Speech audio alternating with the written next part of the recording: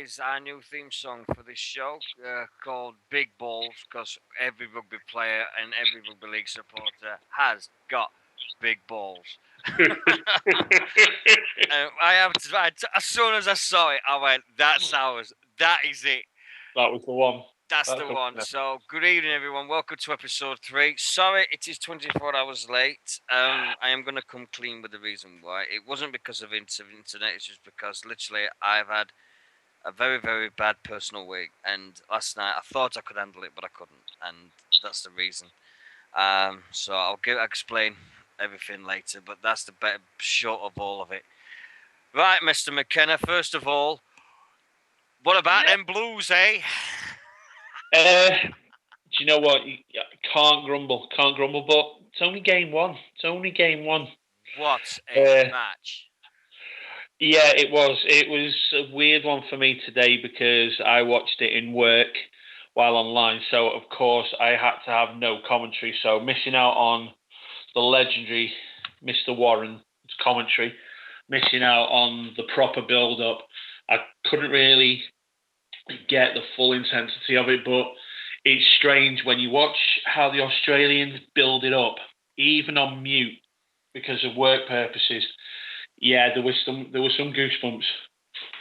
See, I watched it. I mean, my wife woke me up because literally I was oversleep, and I was like, and I was saying and I was watching it, and I'm watching everybody that was on the pitch, and they had all the great old players. You had Wally Lewis and Mark Geyer, Benny Elias and his mum. You had the famous Queenslanders. The one thing I got, and I was so emotional, was they didn't have anyone wear the number 11 through Artie Beetson. No.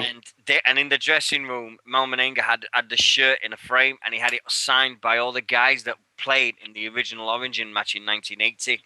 Yeah. And he had them walk past, the whole thing, and you could see how much it meant to him, and everybody. And you had Artie Beetson's grandkids on the pitch. Yeah, he did. If anybody from rugby league can see how to put a build-up of a game, that's it. I was shocked as well because I never knew they'd redeveloped Suncorp Stadium, Lord Lang Park. I was shocked because that's the first time I've seen it like that, because I remember it all being two grandstands and open ends. And to see that, like what it is now, I was shocked. I was like, wow, when did they do this? And then I looked on the internet, it was only done about 10 years ago. And I'm like, you thick, yeah. So that's how far I go since I saw Lang Park. But as a match and as a spectacle, to have a broken arm, to lose your scrum off in the first 10 minutes with a broken arm, then have the New South Wales guy Morris score a try and look like he dislocated his shoulder, and then within 10 minutes later he went, "Oh yeah, it's okay, I'm back on play," and I'm like, "Holy shit! Look at this!" It was to be honest with you, it was a phenomenal game, and all the crowing and that at the start. New South Wales, they rode. As we know, Queensland normally come out the blocks well in game one, especially when it is at Suncorp, because it's a point to prove, and it's the Suncorp surge. And New South Wales contained it this time. They kept all of their emotions, and it was a hell of a start to the game. I've got to say, I think that I've got to say, hand on heart now, that this could be the end for this final. It could be the final, act. Could imagine 2 streaks broken in the same year. Yeah. I thought Thurston had his worst Origin game in many a year today. His decision making, correct me if I'm wrong, his decision making wasn't brilliant today. I thought his kicking game was off. Ultimately, his kicking off the tee, was the difference between a draw and the game. It had everything, especially the last 2 minutes. But for me, I think what helped make it was you had a blatant Queensland ref and you had a blatant New South Wales ref. Yeah. What do you think? What do you think to the 2 ref rule? Do you like it or don't you like it? If one is blatant to each side, then go for it, which they were today. I like the fact that pretty much everything went. Oh, well, what I don't like is it's 10 in the bin and a possible ban for game 2 or game 3 if for punching. No. Bring it back. Let them fight. That was there was a couple of scuffles, and it wasn't nice to get in there. And I'm like, oh, here we're gonna go. This is gonna fly. But it didn't. With Paul Malin on the pitch and all that. I know, not Paul Malin. Let them fight. Yeah. It's part of Origin. 99 games of Origin, 199 fights in 99 Origin games, and now you're going to turn around and take away one of the reasons it's one of the best games of rugby league in the world. I chatted to Jace up in Leeds, and I says, "What are you guys doing at the moment?" He says, "We're all sat around the TV." He says, "Literally, the whole squad." He said, "This is a tradition." He says, they bring the wives and girlfriends in." He said, "But this is a tradition." He said, "We have the whole lot, and we sit and we just watch it on the big screen." I think it's the same rugby league clubs up and down the country. Yeah, and I just said to him, I says, "Who are you going for?" And he goes, "Well, who do I always go for?" And I went, "You fucking Maroons." And we always had this stupid bet, me and Jason, that he'd go Queensland, I'd go New South Wales. And that's why I've always been New South Wales. And I even found myself looking on eBay today to see if I can get myself a cheap New South Wales shirt. But I mean, they're going for way too much money. But I don't like the new tight shirts. I like the old. We had like the old tight baggy shirts and the collars, and I love seeing that. My favourite sight is seeing Benny Elias getting on that pitch. Everybody's got brand new jerseys, and he's got his grubby old number 9 on. Yeah. Green tape round his head. He doesn't go colour coordinated. Just says, "Give me the green tape. That's all I'm wearing," and he knocks 10 tons of crap out of the opposition. Benny Elias, Paul Simon, and I see Steve. It's nice to see Steve Roach there. It was all this thing, and I remember Mark Geyer because he played for the Eagles once, and as a 19-year-old, and boy was he big then.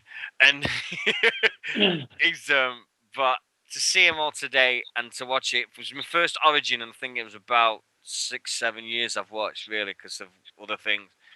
All I can say is thank you, Virgin Media, for sorting me out an awesome deal so I got Premier Sports cheaper and you improved the speed of my internet. Thank you so much for that. Because my wife's going, "What have you ordered?" And I went, "Nothing." And she went, "What have you ordered?" And I went, "I've ordered rugby for Wednesday." And then all I did at weekend was watch NRL. And I watched all the matches that I've not seen. And I watched some banging matches. Gold Coast Warriors, Rabbitohs, some of the things. So I'm glad I watched the Auckland Warriors because it was nice to see. It was a chance to see Sam Burgess in action for once and see how he's been getting on. He's got a beard. He's grown a beard, man. He's like, was he that cold down there that he's had to grow a beard? No, I just think he has to look more like a man, doesn't he? Well, I'll give him his due. He did a couple of ones, but he had a stinker for the first 20 minutes. It was all over the bloody place for Sam, but I'll give him his due. He's still early days, and he's holding his own, Paul, old little kid. He's holding his own over there, and that's good to see. All the Limeys, all the Brits, all the Pommies, we're doing ourselves over there, and we're doing all right. My wife saw the special they did on the Burgess brothers when all four of them played at once. And my wife, rugby, only thing she knows about rugby is he's played with a silly ball. That's it. I took her to Leeds Rhinos a few years ago, and she watched it, and all she could say were, "Oh, them shorts are tight." I'm like, "Oh, here we go. Thank you." Yeah, that's what my missus did as well. Yeah, so when I showed it her today, and she's going, "Oh, they're big lads," and I went, "Yeah, can you believe? Look at them, they're all brothers." And she says, "Bloody hell." She goes, "They're big lads." And I went, "Yeah." And my mate's looking forward to Sam Burgess because he's a Bath Rugby supporter. Yeah. And he didn't know anything about Sam Burgess. And I sold him a couple of videos. And I showed him a couple of videos from YouTube. Yeah. And I went, "Look what you're getting in October." And he went, he's a frigging monster." I went, "Yes." And say, "You destroy him." I said, "And I'll tell you straight now, if Bath Rugby destroy him, or if Rugby Union destroy Sam Burgess, you're going to have every rugby league fan on your arse. I said, they're all going to have you. You dare destroy our Sam, and I said, we'll all have you. Totally agree. I thought today Jared Hayne lived up to the hype. Yeah, he did. Definitely, he lived up to the hype, and he lived up to the pressure.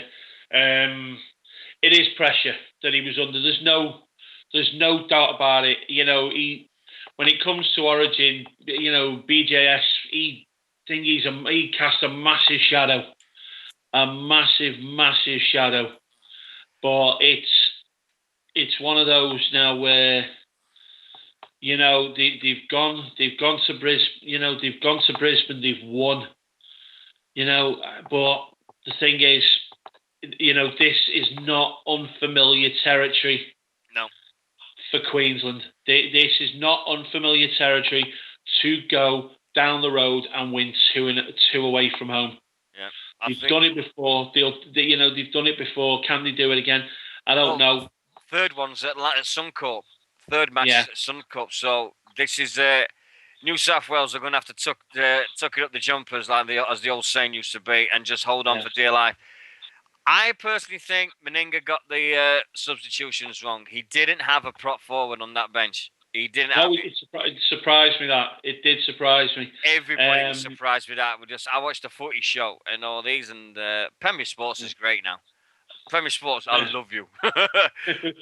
Every NFL game live and all at the weekend, and then you get the footy show as well. It's superb, and they don't have the English commentaries. It's all the Aussies, which is better. So, it's proper comms. But no, to be honest with you, I think they sort out the first. They got through the Suncorp storm.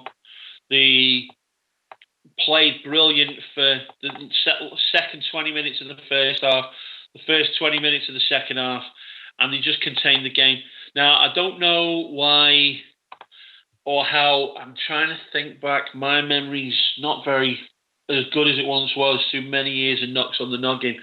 But I can't remember the last time there wasn't a point in 20 minutes of Origin football. No. The last 20 minutes were pointless. It was 0-0. Yeah, because it always seems to happen in the last few minutes. There's always that last try, and that's what I kept going at it. I'm like going, oh, here we go. Yeah, I mean, to be honest with you, I was thinking the same. I thought, well, we've got this. We'll get this. And even when we were getting every decision, Queensland in the last minute, I thought we're going to go over. We're going to do something. We're going to go over. And understand, at the end of the day, the simple reason again tonight, Thurston's kicking. It's normally so. I mean, the second kick from the second Queensland try, and when he hit that, I was like, where are you going with it? Because he put it 10 yards outside the far upright. And I didn't think there was that big a curl. Yeah. It didn't need that. We've all seen how Thurston kicks. And, it was like, why are the kicks that far right? Because both of them, he just didn't have his boots on tonight. But to be honest with you, Cameron Smith didn't have a shining light tonight. Billy Joe tried to do everything. I'm not taking anything away from New South Wales. It was a brilliant New South Wales display. And, it wasn't a Queensland best one. But, it's down to Sydney now. Can New South Wales convert the pressure now? Yeah. But with the injuries they've got, and they've lost Coop. Cronk's going to be huge. The loss of Cooper Cronk is massive. Yeah, when he came off, I must admit, I was watching it, and then I said, "Oh, he's broke his arm." I went back to see if I could find the moment where he broke his arm, and I couldn't find it. So even the commentators was like, "When did this happen? But it was the first 10 minutes, and it was like, "Oh, what the heck's going on here?" Yeah. End of the day, it's there is like a aura now for 3 weeks, because you can see it now when they're going to camp. The Queenslanders, they're going to be so. Mal Meninga's going to have their heads on straight. He's going to have them on like. I think a few of them, and this is no disrespect to them, but I think a few of them, the occasion got to them. All the build up and all the things with Artie Beeson and seeing all the old players out there and everything. Yeah. And because it was the 100th game, I think there's a few of them. They won't admit it, but I think there was a few of them that got to them. Do you think the occasion that got to New South Wales if game one was in Sydney? If it had got to wherever it was, because it was the 100th game, and because the build-up was more Queensland orientated naturally because it was in Brizzy. But do you think it'll be the same? Do you think it would have been the same if it was Sydney 1 and 3 this time round? Yeah, I think it would have been. I think it'd have been totally the same. But it was just, I think that having Artie Beeson and all these other ones, and it just, I think it got to a couple of the guys. I mean, not just that, they're running out past Lockyer as well. Yeah. Do you know what I mean? Darren Lockyer, he always swore, he was in the last team to lose an Origin in a maroon, and you've got players there. Cameron Smith was, a kid. What in rugby league terms when that happened, and yeah, you've got a situation now where Mal Meninga is going to be turning around. You can almost hear the team talks already, can't you? Yeah. They'll have had their beers. They'll wake up this morning. Laurie Daly's going to be turning around, and the next 3 weeks now for Laurie Daly is keeping the Sydney press off the team. Yep. Whereas for Mal Meninga, he's going to have to deal with the Brisbane press, the Queensland press, and making sure those lads are not the first team in 9 years to lose an Origin series. Yeah, exactly. They've got to take it to Game 3 now, Queensland. Yeah, they have to. Well, I remember Mal Meninga being minutes away from being involved in the Aussie team that almost lost the Ashes. Yeah. 1990. Yeah. When he blatantly fouled Paul Lachlan out of the way and shoved him out of the way to get and score that try with about 3 seconds left to make it 14-10 to Australia, and he held over the Ashes. Yeah. It's always, I mean, Origin was everything. I loved the fact they did a 3-hour program before it about the history of the Origin, and then they went into the match. I would love to see it again. I mean, that lived up to everything I wanted it to be. It was what they've said from the first ever Origin. It's been mate against mate, and it's state against state, and they've done that every step of the way. And when you get players that's first in each other's teammates, and like, hold on a minute, and they're saying, no, he's got a Queenslander shirt on, I'm going to knock 10 ton of crap out of this guy. And exactly the opposite as well with the Queenslanders. No one will have to tell the Queenslanders how hurt they feel at this moment. You could see it when they walked off that pitch. I mean, the thing is, as well, what I noticed, and I hope, as a Queensland fan, I hope Miles picked up on it. New South Wales celebrate like it was done. Yeah, I would agree with that totally. I'd have said no celebrations. We've done it's half time. We've got to go. Don't you dare start celebrating. We get in our dressing room. It's half time. We're going there, and then in 3 weeks, we've got a chance to make it full time. Don't celebrate because it winds up with a team such as. Well, there's not wrong with it, but celebrate. You've won in Brisbane for the first time in 4 or 5 years, but don't celebrate like you've won Origin. I think a few of them celebrated like it was done and dusted. And Laurie's going to have to get hold of them and go, look, do it in 3. If we win Game 2 in 3 weeks' time, then you do it. Yeah. Then you do it. But for now, don't celebrate like it's done, because it's not. It's not done yet. No. And that's what they're going to have to watch. And I think a few of the guys, Cameron Smith sees bloody everything. He won't have missed that. He won't have missed it. But all in all, it was a hell of a game. Unfortunately, it was the right results. Yeah, it sends up nice. It sets it up nicely for 3 weeks. And I've seen it on Twitter today, because it's Origin, the old argument has come out again. We should have Yorkshire versus Lancashire back up here. Problem is, when we had Yorkshire-Lancashire before, and in all the times we've had it before, when it was a Rodstock War of Roses, and then when it was a War of Roses in the early part of the century, you can do it everything like that, but you've got to market it like hell and make them believe that it is going to be one of the best games ever. And the problem is, the public don't buy into it.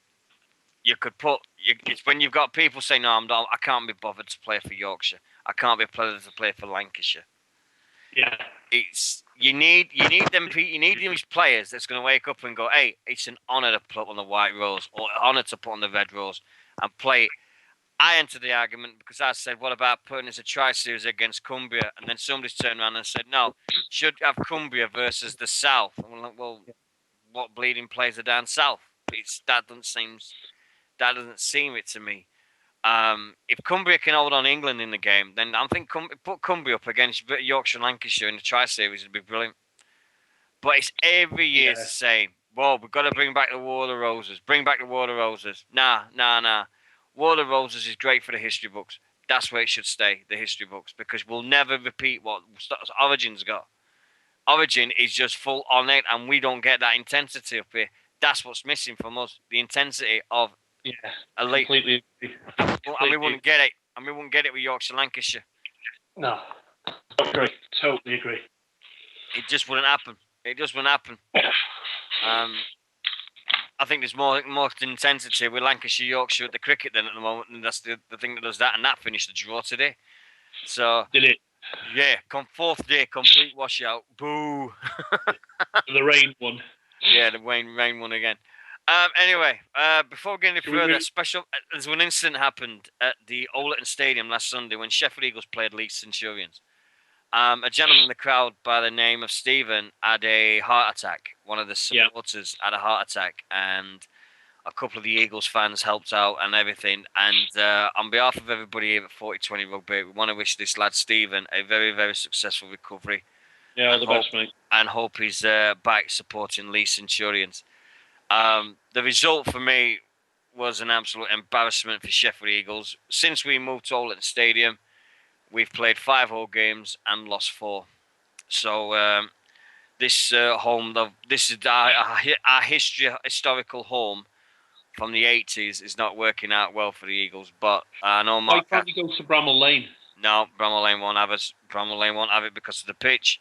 Hillsborough won't have it because of the pitch. Tried everywhere. It's the same situation as we was in '89. I think they was trying to get to Rotherham United's old ground Millmore, but that hasn't been used in ages. But that was out. Rotherham United didn't want to know about using New York Stadium.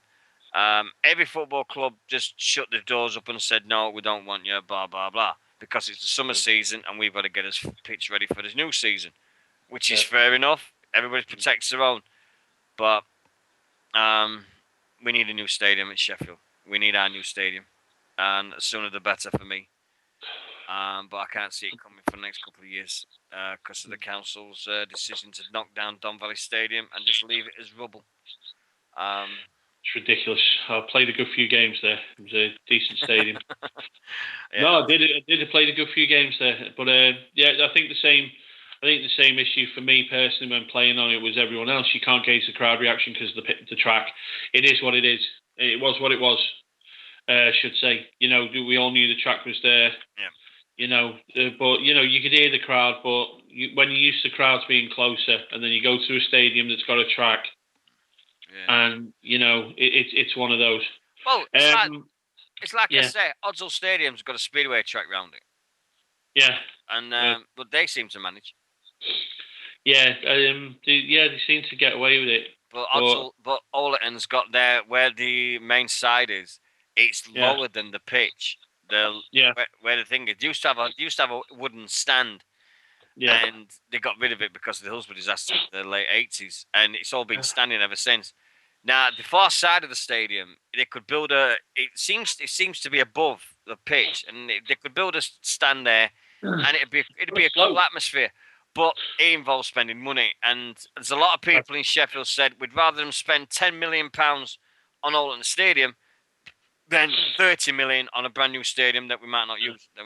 But Rotherham Titans are trying to be involved in it, and with the Union side in Sheffield Tigers and the Sheffield Rugby Union Club are deciding they could come and throw their hat into the ring. Just have a generic rugby stadium in Sheffield Rotherham. Yeah.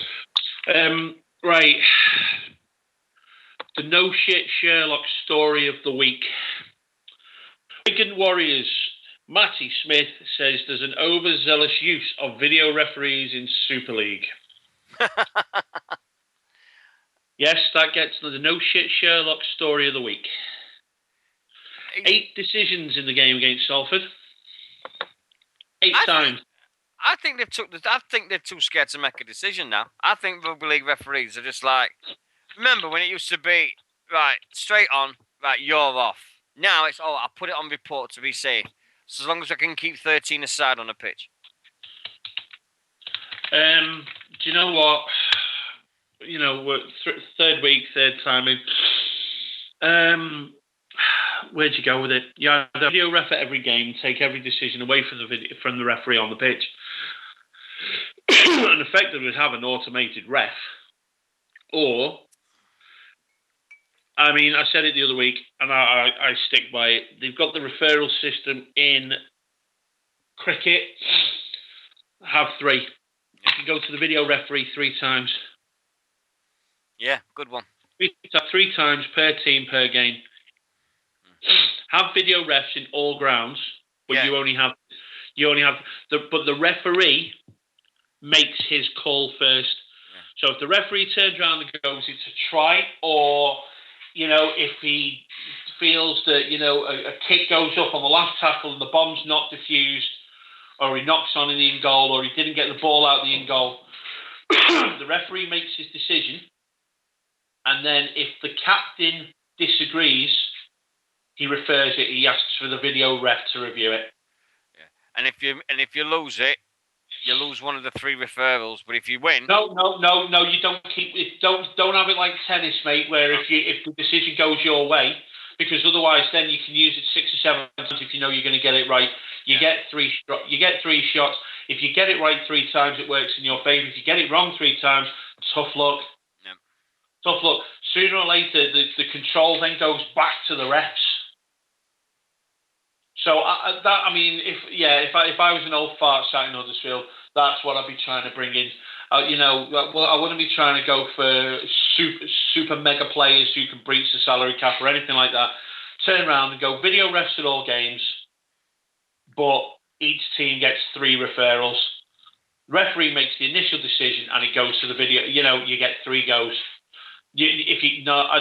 I get what you mean, but that, like in tennis, if you get your referral right and it goes to Hawkeye and you are correct, you keep your decision because you can just keep going, mate. So just have each captain has 3 at the start of the game. If it's a cup tie and it goes into golden point, you get 1 extra decision. Yeah. I just like it to be. I like it to be like the Aussie one. Have 2 refs in the middle. Yeah. Have it that way. Here you go. Matty Ward. He's just put in the chat room. Should have a video ref at every game. Don't need a big screen at every game. Just announce the decision on the tannoy. Yeah.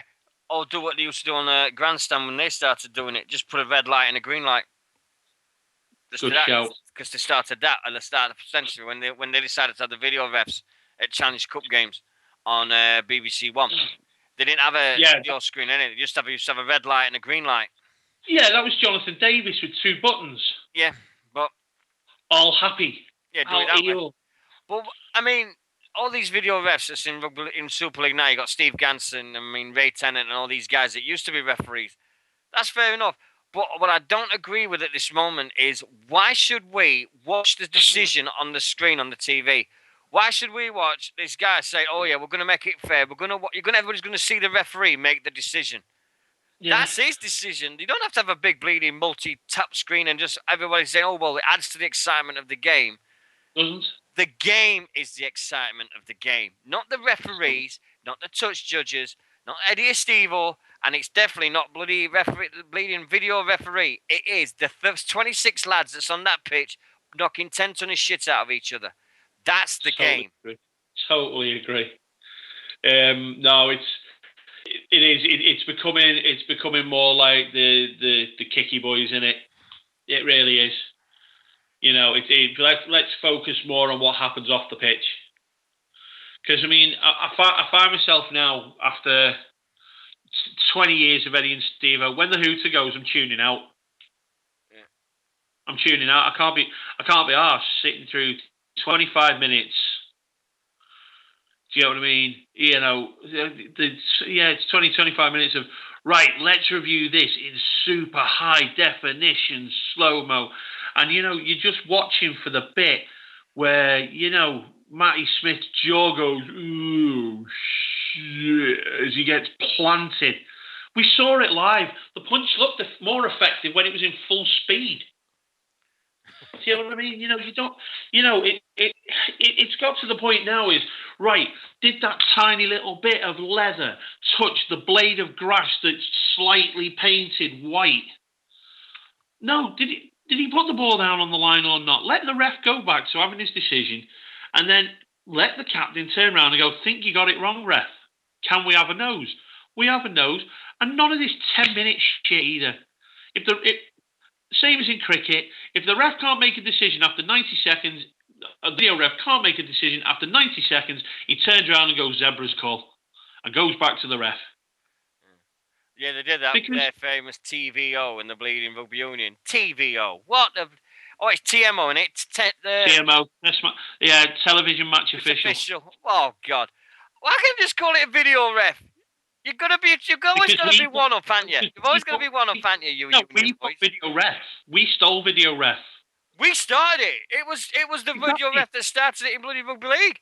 But look, Dean, come on. It's a northern game. If we turned around and said, right, in Super League we've got television match officials, you'd have Arthur Smith stood on the terraces and Odsel going, "Oh, television match officials, Southern Pansies." Yeah, exactly. We have all that. No, we've got a video ref. Yeah.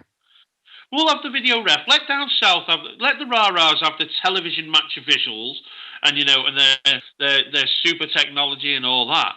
We'll have our video ref. We'll have our arguments and controversy. I mean, what was it? I heard someone turn around on a mic. I was watching a rah-rah game the other day.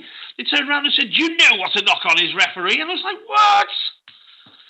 No, don't knock on referee. Scream at the ref, say it was a knock on, and then he looks at you and offers you the whistle. You go, "No, you're all right, thanks." Just carry on watching. But no, again, Matt's just put there in the chat room. All you see is two plonkers trying to work out how to work the tech. It is embarrassing. It's like watching two old men trying to work a VCR or an iPod. It is. It's embarrassing at times because they're like, right, what do we press? What do you press? Well, I press this, and you look at that, and no, just right. I think now what we're going to get in a few years is the stage where BBC had with Eddie Waring, because we all know that Eddie and Steve-O can't go on forever. Well, Steve-O said, what, 5? Is it 3 years, 5 years, and he's done? 3 years. But who replaces him?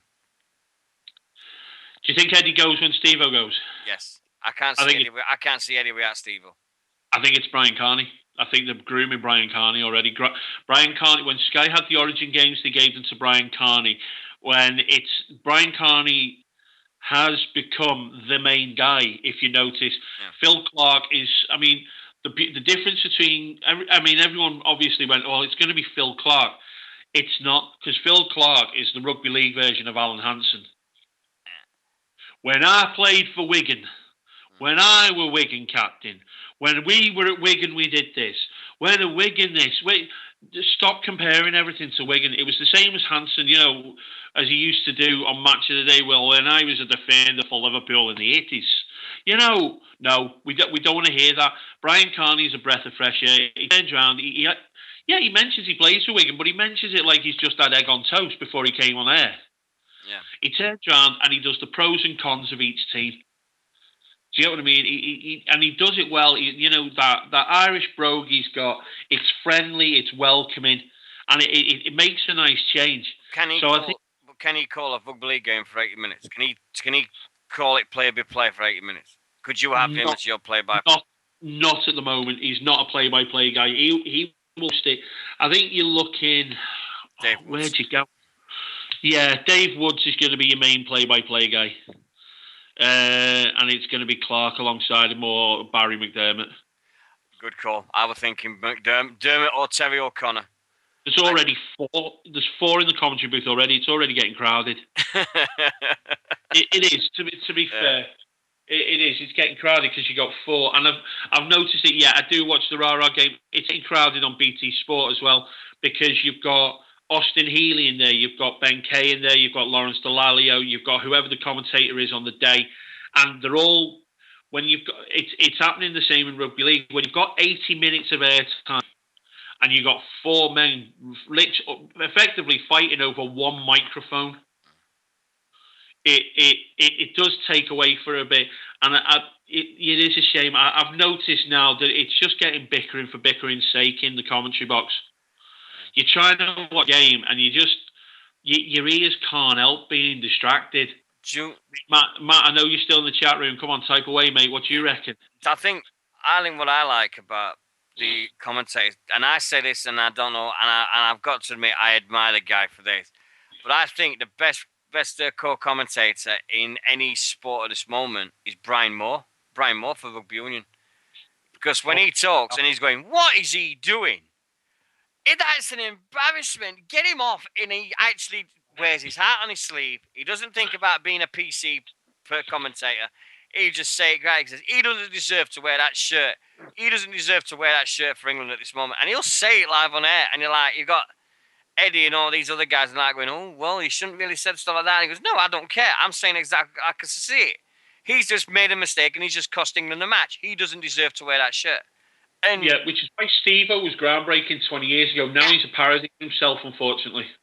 Yeah, exactly. I just think that you're listening to it and you're like, Steve-O, great. Don't get me wrong. Eddie and Steve-O has been great because they think they took the game to another level.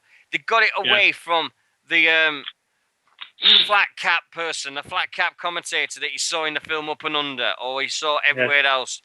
It was a case of, he's a commentator, put a flat cap on his head, and do a rugby league game. Don't get me wrong. Ray French will forever be my voice of the May Bank Holiday Saturday.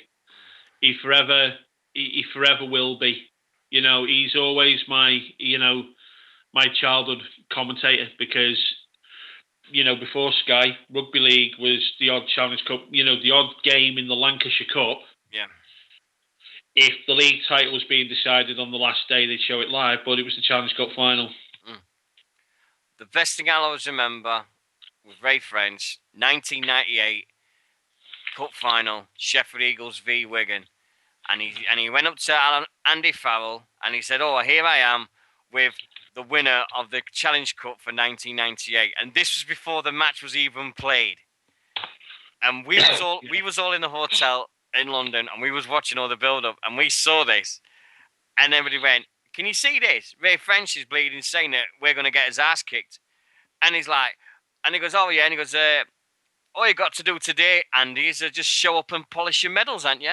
And I'm like, and all the Eagles fans were going to kill Ray French when we saw him. We was like, he's Wayne, what? To be fair, though, it was outside of a Sheffield postcode. Let's be honest, unless you had a Sheffield postcode, mate.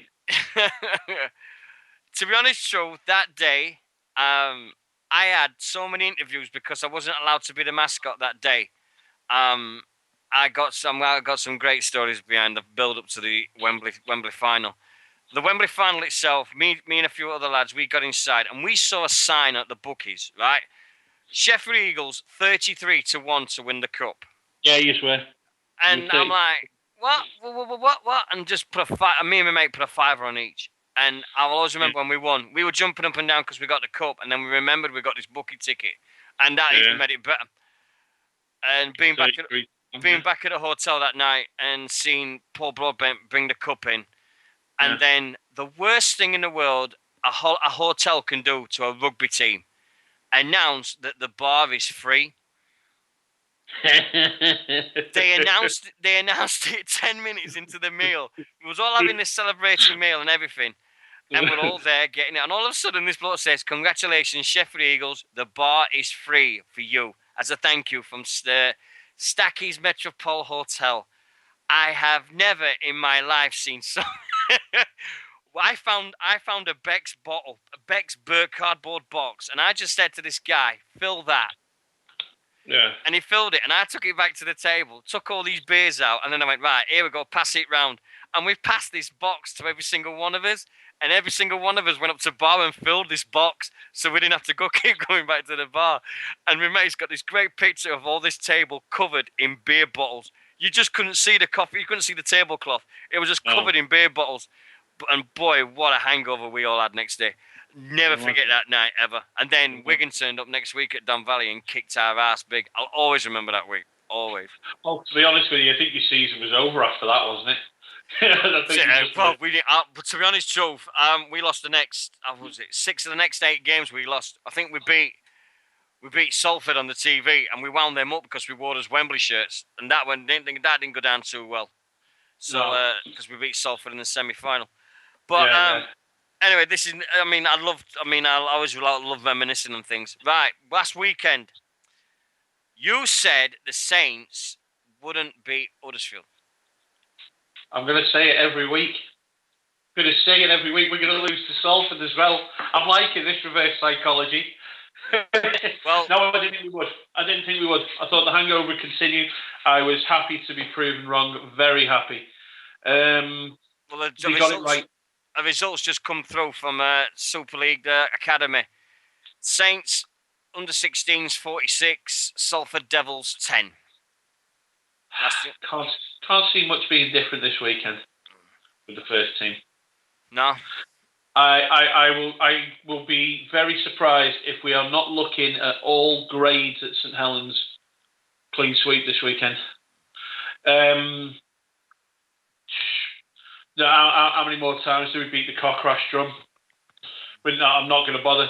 Unless he starts listening to rugby league people around him.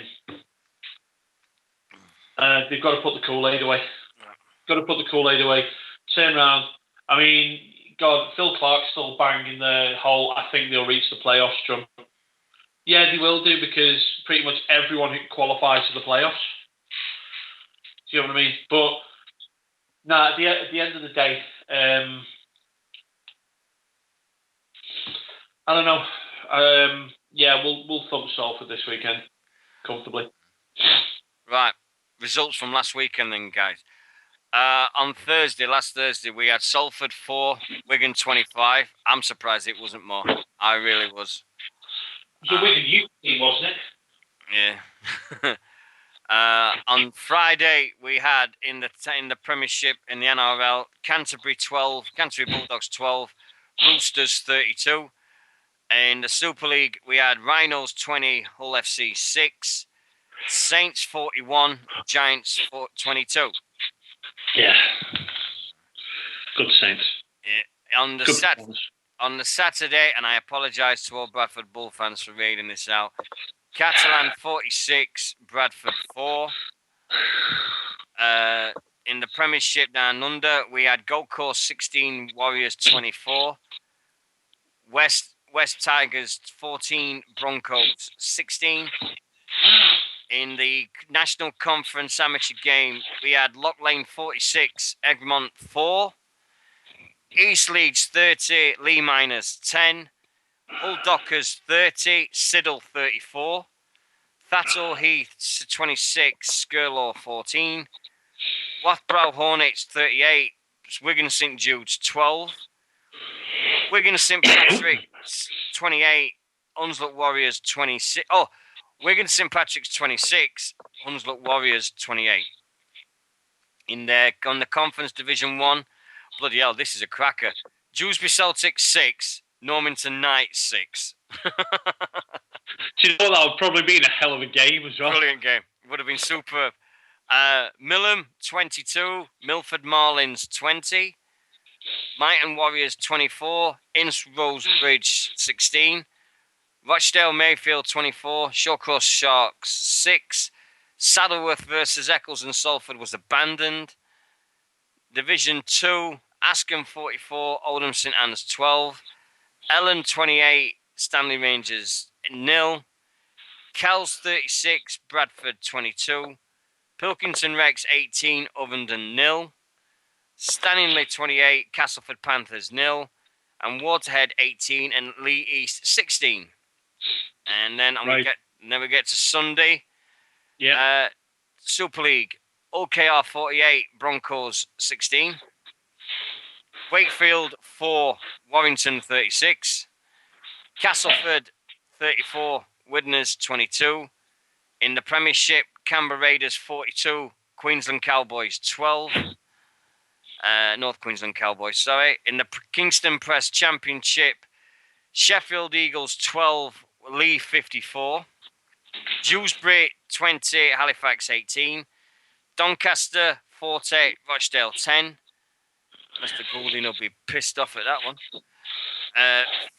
Featherstone 50, Whitehaven 14. Keighley 27, Barrow 18. Swinton 18, Batley 33. Workington 10, North Wales Crusaders 11. And in the Championship 1, we had Hemel Hempstead Stags 30, Oxford 24, Gloucester All Goals 22, Oldham 30, York 40, Hunslet 0. And then on Monday morning, Cronulla 0, South Sydney Rabbitohs 18. And that was the weekend's result. Right, I've got the bad boys list. Go on then. Chris Anakin, right, okay, someone please explain this one to me. Chris Anakin banned for 5 games for a dangerous throw in the defeat to Warrington. By Warrington, yeah? Yeah. Ben Westwood, for a similar offence, suspended for 3. Oh dear. What happened? What happened? Did the guy who Anakin throw no cell? You know, what? You know how the consistency of rugby league. One guy gets 5 game ban for a dangerous throw. One gets 3. Right? Castleford's God Almighty, what a match this was. Here we go. Justin Carney of Castleford, Paddy Flynn a witness. 2 match bans for sustained punching. I'd love to see. I want to see the definition of that. What is sustained punching? 3 or more? 5 or more? You know, what? Do you get what I mean? You know what? Sustained punching. So, and then, as well as the suspensions, Anakin, Westwood, and Carney were fined £300. Paddy Flynn's sustained punching must have been a bit girlier than Justin Carney's because he never got a ban. He never got a fine, unless he pleaded guilty. So anyway, sustained punching. Yeah, sustained punching. You know, I mean, is that like what my dad used to do to me when he was telling me off and hit me with every other word? I told you not to go. You know, is that sustained punching? You know, I mean, if you watch most rugby league fights, it's sustained missing. Yeah, it's miss me. How many times can we miss a person? Yeah, not just that. It's also sustained collar grabbing. Yeah. You know, most rugby league fights, they look really, really good. But if you want to break a rugby league fight down, it is effectively who can give each other a dead arm first. Yeah, definitely.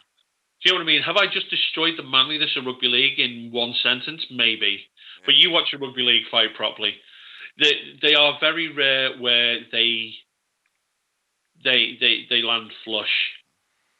They are either glancing blows, dead arms, or torn collars. Before we move on to our respective teams, because my team, Burton, would have made history this week, which I'm very proud of, regardless of the results. I will go into that shortly. Yeah. Right. Don't take drugs in rugby league. You will get found. And don't avoid a piss test. Yep. You will get caught. That.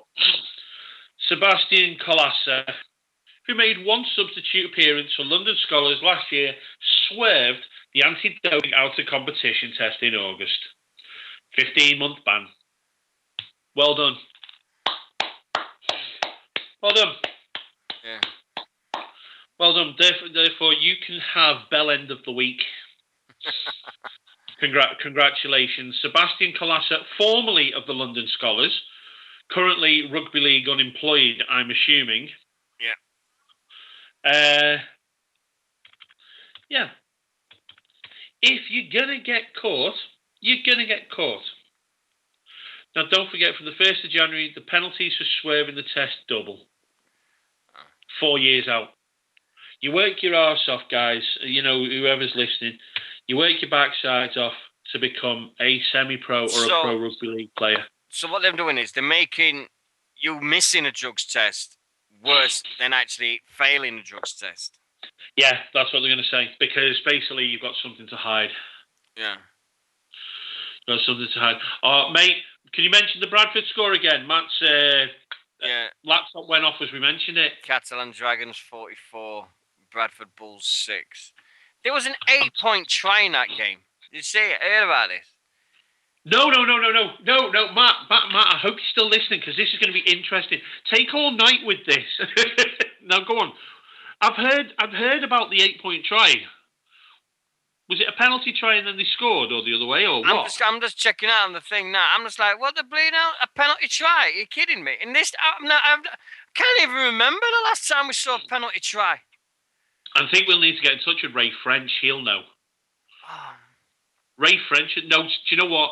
Well, Steve-O probably knows. He was probably involved. Well, I found it, but I've just seen what Francis Cummins says. It was a shocking start. You can't give Catalans all the time we did. If we have a handful of players that are way off the pace, which we had, then we get embarrassed, and that's what's happened. They haven't let me down. They let everybody else involved down. We was embarrassing. Totally agree. But it's next week. It's next Wednesday, isn't it? D-Day for the Bulls. Next Wednesday, 4th of June. I think they'll get some points back, you know. I think the RFL suddenly realised that, you know, Bradford really, really are cut adrift. I think they might get 4. I think they'll get 4 back. Get 4 back, so that puts them on what? +4. On 4. Give them a fighting chance. Yeah. I think it's what you call. I think they've got to do something. They've got to do something. London on north of their own product.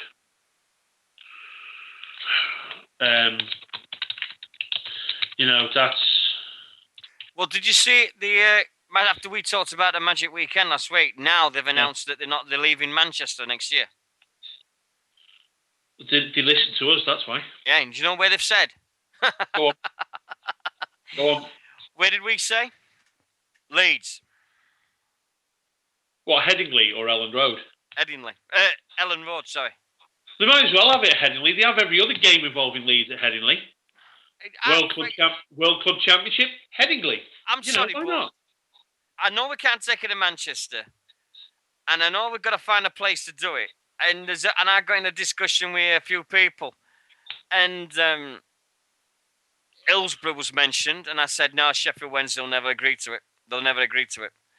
So that'll be now. Newcastle's St James, Newcastle United Stadium that holds all them about 60-odd thousand. The Macron Stadium at Bolton was mentioned again. Basically, I think about 40,000 seater. That's what you need. I can see the logic because Elland Road will fill out. Yeah, and that's what will look good on the TV. It's at the point now where the Magic Weekend has to sell out. It is good in Manchester. It was great at the Etihad. However, it doesn't sell out, mate. And empty seats won't bring people to the game. If people see it at full stadiums, they will want to go. The demand for the grand final at Old Trafford has grown and grown and grown. Because at first it was just the fans of the final that went, and then all of a sudden everyone went, oh, well, we can just make it a day out, make a night of it. And now, again, they've done the smart thing. The majority of the tickets go to the teams in the final, but then the tickets go to the rest of the RFL. So teams from everywhere, everyone from Gloucester All Goals to Leeds Rhinos get to go. And it's one of those. I'm just asking Matt online because he said it was his first Magic Weekend. So I'm just asking him if he feels would a full stadium make a difference. But I'm typing. I'm typing about my lads up in St Ives Roosters. Go on then. It was bucketing down. They went to Milton Keynes Wolves, and well done to the lads that played. Ashbridge, the usual Ashbridge Chicken, Josh Deere, sorry, and a few of the other lads. amazing, amazing day, and I'm just looking for the final score, and I can't find it. What am I doing here? Oh God, where's You the found it. Oh, no, I'm just finding it now. Results. Give me a sec here. I just gotta look up. The worst thing is, I look on their website and I gotta find it now. So, See, this is the beauty of it because I get match reports emailed to me because I'm better organised, being up north. yeah. All right, clever. You know what I mean? We have email up in the north of England now. You're just an exiled northerner. Yeah, bullshit. I know. I'm an exile. I only live in bleeding East Anglia. This is the worst thing. It's like what the bleeding hell's doing up with me. But anyway, they were. It was oh God, what the bleeding hell? Brentwood Rugby League. Are you with Brentwood Rugby League? Burtonwood. Oh, Burtonwood. Sorry, I thought it was. Sorry, I do apologise.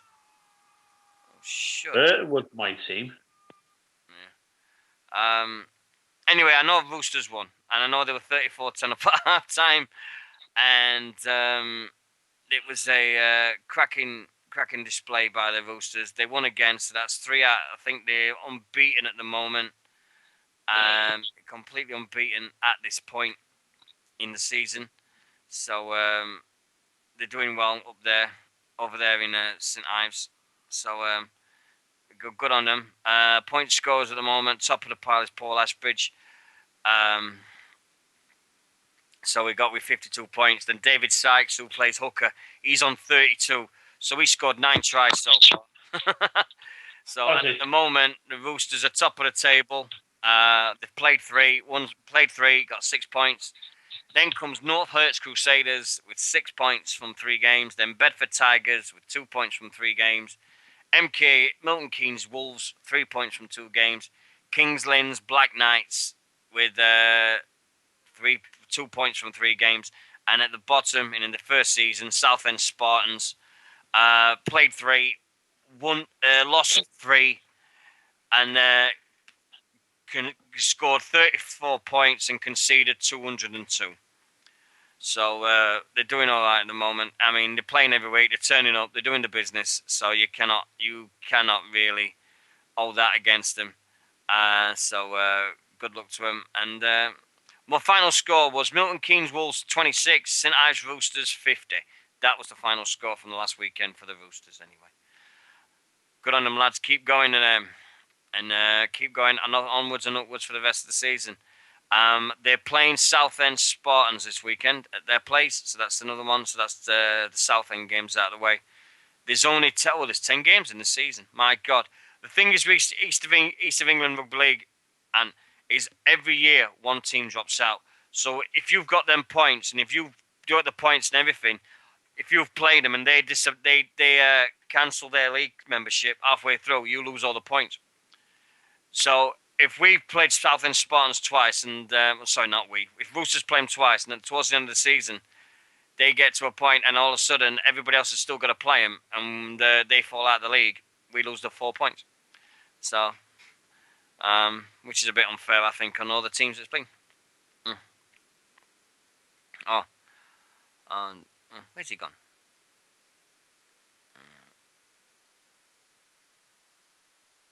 But we get back. Are we still? Yeah, we're still there. But yeah, he's come back. Getting him back in here. I thought it had gone quiet. I really did.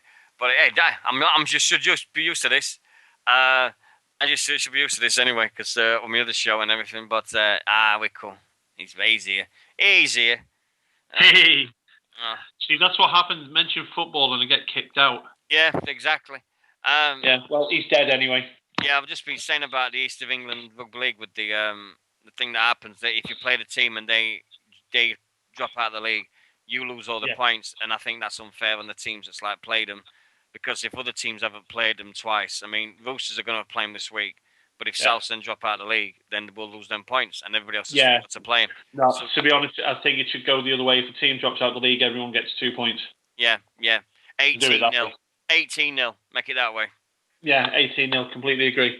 Right, I think the lads from Burtonwood Bridge joined in now as well. So, right, they've made history this week. They now have 3 teams. Very, very proud of them. The club is building as we speak. Right, the main team, Burtonwood themselves, lost to Bolton Mets. Bolton Mets are well established up here in the amateur game. They were at Fairtree Lane Saturday. As always, Burtonwood took control of the game early on. Chris Ross finishing off 2 set-piece plays from scrums. I always like to see that. Yeah. And then for the interval, Great Britain Community Lions prop forward Andy Forber went over as well. So they had a massive lead at half-time, but again, the difference in class and experience will have come through, and no discredit at all to Burtonwood Bridge. They went down 22-20. In fact, they were ended up with Josh Blackburn-Woods scoring the final points with a great kick and chase.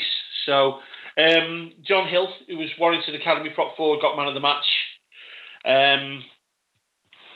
With Nathan Fernyhoe and Mike Rafferty getting honourable mentions in dispatches. To be fair, I've got the squad here. They're improving week in, week out. So if they're listening, Jordan Ross, Tom Roach, Martin Wakefield, Chris Ross, Liam Batty, Richie Twist, Mike Rafferty, Gaz Wheely, Nathan Fernyhoe, Jacob Allman, Ryan Farnan, Ricky St Pierre, Andy Shelley, John Hill, Jack Fairclough, Andy Forber, Matt Milling, and Josh Blackburn-Woods, my apologies, I knew I'd get that one wrong. They were the 17 who represented Burtonwood at this weekend. They have an A and a B team. Burtonwood Bridge A won their first game of the season in the derby against Bury Broncos 12-10. This was Saturday afternoon. First time Burtonwood community have fielded 3 teams in a weekend, mate. Fortunately, the B team went down 34-4. I'll cover that quickly in a minute. Burtonwood's try scorers, James Innes and fullback Jake Boardman. Standoff Dave Jump won man of the match. Again, Innes, Boardman and the captain, Zach Scott.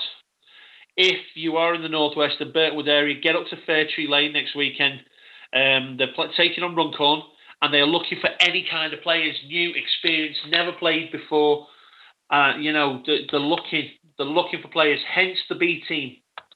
They went down to Woolston B 34-4. However, you've got under 18 players who've stepped up to open age rugby. You've got Will Maudsley and Lee Cunningham, the head coach. Bit of nepotism here, Lee. Come on, picking your boy. But yeah, anyway, fair play, Brad Allen. They had their run out as well. The B team scrum half Adam Thompson scored the only try, but he had good help and support from, again, honourable mentions and dispatches. Danny Riley, Rhys Owens, Sam Derbyshire. Mitch Lears is the team manager. He's setting up the games for the B team, getting fixtures on, putting matches together, putting training together. This is the reason Dean and I do this show. More often than not, we talk about the big games, but it's only right that we give, smaller clubs and amateur clubs, an equal footing and an equal mention, and fair play. You've got lads, they've got beaten their first run out, but God Almighty, they can say they've done it. They've had a good run out and they played open age rugby league. And do you know what? If it was your first ever game of rugby league that weekend in a Burtonwood shirt, I hope you've got the bug. I really, really do. So, proud in victory, proud in defeat for the lads. They've done well. Proud of them all. Cool.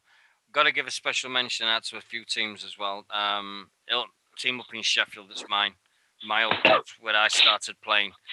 Hillsborough Hawks, they're playing through the summer things, and they're still playing the Pennine League. I know there's quite a few junior teams they've got. Everything they're doing up at Hillsborough. I love you guys as much as anything in this world. Without you, there would have been a 16-year-old snot-faced, permed-haired, mullet-wearing pillock who wouldn't have even played rugby league in his life. So thanks, guys. I hope you're having a great time, and please love the game. Also, I've got to give a special mention to the Bradford Bulls wheelchair rugby league team. One of our gentlemen's in our chat room at this moment who plays for them. And I'm hoping everybody involved with Wheelchair Rugby League is an absolute star, and I hope you have the most enjoyment out of it you can. I played once, I think it was 20 years ago. Sheffield Eagles took a team to Lodgemore Eagles, where Wheelchair Rugby League was in its infancy. and they challenged the Eagles to a game, and I have swear, my Lord, I have never been so scared in my life. They rammed us. Bruce McGuire, who used to be an Aussie player, he was scared for his life. So, because they just came out of the wheelchairs and was like, "Whoa, whoa, hold on, I'm not doing this." Pre-season game, pre-season wheelchair rugby league. When you've got the proper season coming up, ain't the best thing in the world to do. But it was a real cool thing, and I enjoyed that night immensely. So thanks to everybody that's involved with wheelchair rugby league for doing the game proud and keeping it up and going. And right, for people who are listening, Matt's just said we were talking about teams drop out, things like that. He's just said in wheelchair rugby league, if team drops out, it's a 24-0 win. It used to be 18, but it changed this season. So while we've got Matt on, Matt doesn't. He's a bit thingy. He's scared to phone in. Big rugby league player, and he's scared to speak to me and you. Yeah. But anyway, I know Matthew very well. I know he does suffer from a bit of time, but he's a cracking lad, and he's got. He's a Bradford fan. I'm not being funny. I wouldn't want to come on. I wouldn't want to speak to us. I wouldn't want to speak to us. I wouldn't want to be fair. I mean, I can't believe we do this each week. But yeah, he just said then. He said it's tough. It's his first season. There's 19 teams in the league. Now that sounds pretty popular to me. Yeah, definitely. To have 19 temes, that's a bloody huge league. So I'm just, if you are listening, I'm just I'm asking our shy guy here. How many games a season? We'll keep updating you from our new rugby league wheelchair representative. Yeah. Because again, another aspect of rugby league, another string to the rugby league bow, another part of the family. Can't think of many more cliches, but I'm sure there's plenty. But it's one of those, why the hell not? Why the bloody hell not? Is it something I'd want to give a try to? The body says no, but having 3 brain cells left, it says yes. Yeah, I'd want to give it a go. Right, Matt, yeah, typical rugby league player. He just turns up. He doesn't know how the league system works. He just turns up and plays. Yeah, best way. Yeah, typical rugby league player then. Yeah, but when you're on 2 wheels or 2 legs, it doesn't really matter. You 2 wheels, 4 wheels, 2 legs, doesn't really matter. Just tell me where I am on Saturday and I'll be there. Yeah. How many points for a win in the league? Don't know. Just go. I've just found something. Going back to the video refs. Wigan Warrior Scrum Half says there is 2, and this is on the BBC Rugby League website. So if you want to read this, I'm going to read it out. This is great. Wigan Warriors, the use of the video refs has gone too far. Matty Smith. 8 tries in Wigan's win against Salford were refereed to the match official by ref Phil Bentham, with the obstruction rule a major focus of attention. It has all gone a bit too far. They went to the video ref after every single time, Smith told the Super League show. So if you're going to watch the Super League show on iPlayer, this is the thing that's on it. It's slowing the game up. They should make decisions on the field. If he goes to the screen for the first one, then he has to do it for every single try. There is probably a case for a few of them, but when they're taking people out, I think we are talking inches on a couple of them. Salford's Francis Melly and the Warriors duo of Ryan Hampshire and Dan Sargentson were denied the opening points of the match, with the video ref ruling obstruction on each occasion. John Bateman's effort before half-time was also scrutinised before being given, as were all 4 successful tries after the break.